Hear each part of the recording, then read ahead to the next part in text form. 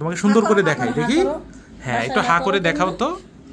আচ্ছা আচ্ছা মা, অত জোর করার দরকার নেই, আমি এটা বুঝতে পারছি। হ্যাঁ, এই যে দেখেন একদম কি লালের মতো না? আচ্ছা ঠিক আছে, উপরের দিকে নীল, নিচের দিকে লাল।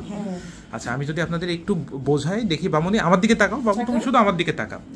এইটাকে মেডিকেলের ভাষায় বলে হেমানজিওমা। হেমানজিওমা মানে রক্তনালীর টিউমার। হ্যাঁ, আমাদের এই যে হাতের যে নীল লাল রক্ত দেখা যায়, এটা হচ্ছে ওই রক্তনালীর টিউমার। এখন এই রক্তনালীর টিউমারগুলো যেটা সমস্যা, যে এই রক্তনালীর টিউমারগুলো বড় হতে থাকে। এই টিউমারগুলো আমাদের পুরো শরীরেই, রক্তনালী আছে পুরো শরীরেই হয়। এখন বাবুর ক্ষেত্রে যেটা গুরুত্বপূর্ণ বিষয়, ওর দেখেন এটা পুরো মুখে হয়েছে, ঠোঁটে হয়েছে এবং গালে হয়েছে। দেখি বাবু, আমাকে একটু দেখতে দাও।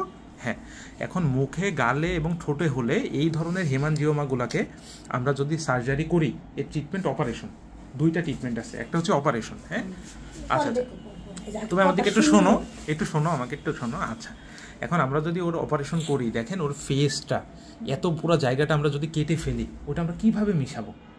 মানে একটা জিনিস কেটে ফেলার পর তো আমরা জোড়া লাগাইতে হবে, কারণ মুখের সৌন্দর্য একটা বড় বিষয় না? এখন এই অবস্থাতে উন্নত চিকিৎসার জন্য কি করা উচিত আমাদের? তাহলে উন্নত চিকিৎসার জন্য এই অবস্থায় আমাদের বেশ কিছু অপশন আছে, যেই অপশনগুলো দিলে কি হবে, এই মুখের সাইজটা কমে যাবে। হ্যাঁ, এবং কোথা থেকে এই অপশন দিতে হবে এবং ওকে উন্নত চিকিৎসার জন্য কোথায় আমি রেফার করে দিব, এগুলো আমি সব করে দিব ইনশাল্লাহ। যেভাবে বলবো আপনি এভাবে করলে ওর এই সাইজটা আস্তে আস্তে কমে যাবে, তারপরে ওকে অপারেশন করতে হবে।